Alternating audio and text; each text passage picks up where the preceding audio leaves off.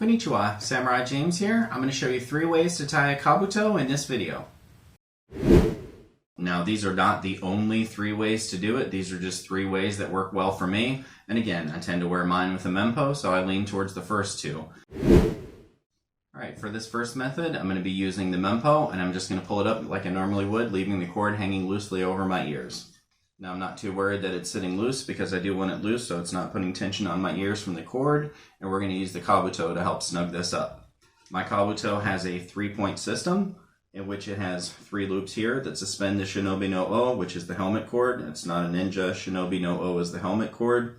What we're going to do is I'm just going to make sure that these bits here don't fall up inside the helmet while I'm putting it on.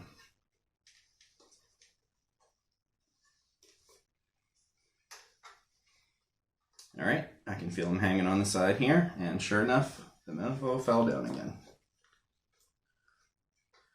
You won't have that issue, it's just because I'm talking and chattering against it. So, with the mempo back up here, I'm going to be using the orikugi pegs here on the side.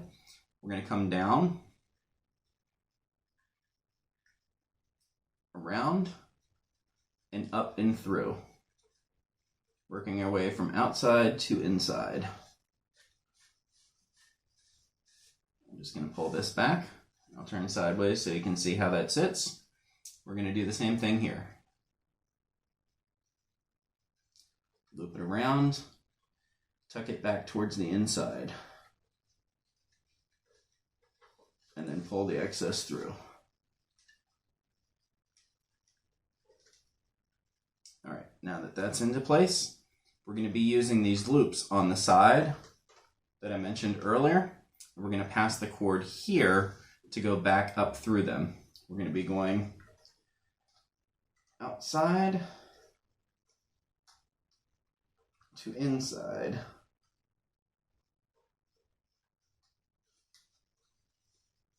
So outside to inside, and same thing over here.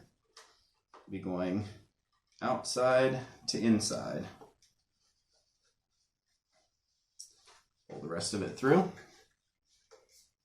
Get things lined up a little bit.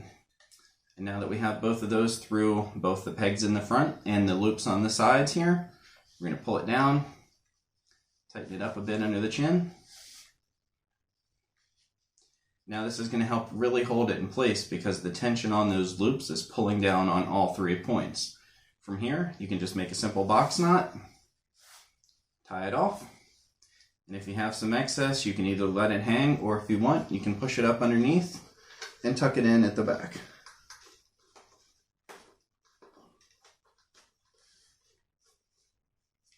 So all I did was put it through the cords at the back and then lay it over top of each other. The shikoro here will help hide that, and it keeps a nice clean bow in front. So that's method 1.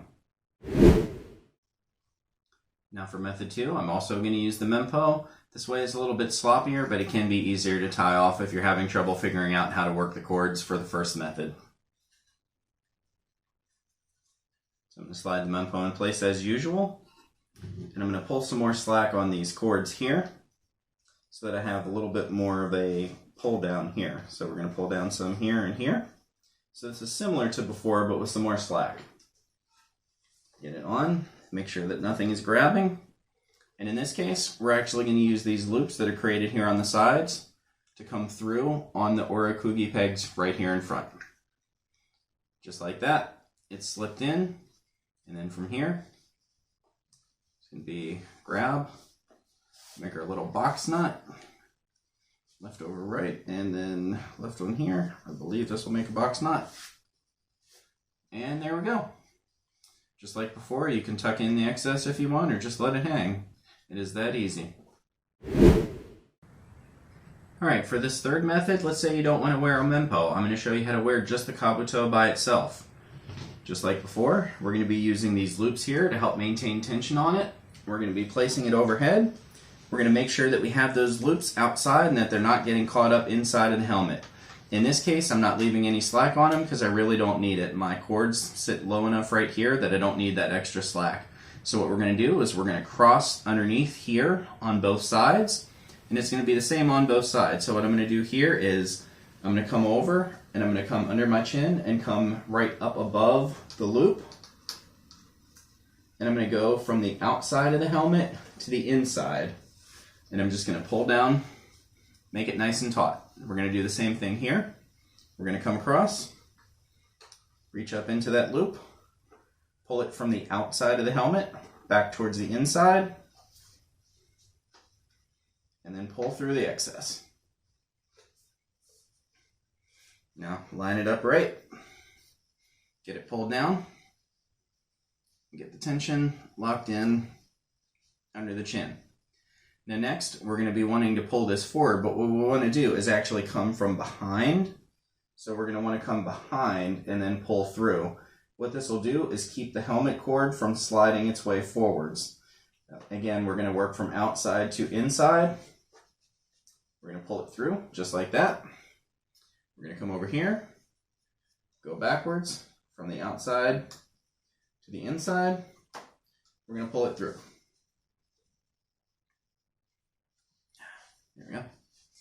Making sure that we keep it above there, which I forgot to do over here. Now, we have both of these pulled through, nice and tight from the back. You can see I can pull on them, and they're not pulling forwards. So what we want to do now is to latch it down in front of the chin. This is a thicker rope, so it's a little bit less comfortable like this, which is why I tend to wear a mempo with it. Now, just like that, we're going to do that. We're going to do this. Pull it through. And just like that, we have a pretty little box knot. Tuck in your excess. You may have more, you may have less. Would be hard to have less. Mine's not too much excess here, which is nice. And that's it. That's going to lock it into place. Now, if you have silk cord or ribbon that you're using instead of a thicker rope like this, that will definitely help make it more comfortable. But again, I tend to wear mine with a mempo or a hote, which is just a mempo that doesn't have the nose. So I'm not used to having this bulk here and really don't care for it. If I was going to be doing that, I'd be using a thinner rope. But just for the sake of the video, here you go. That's a third way to wear the helmet. And that's 3 ways to tie a kabuto. If you found this video useful and you like the content but you haven't subscribed yet, please do so. As always, this is Samurai James saying thanks for watching and sayonara.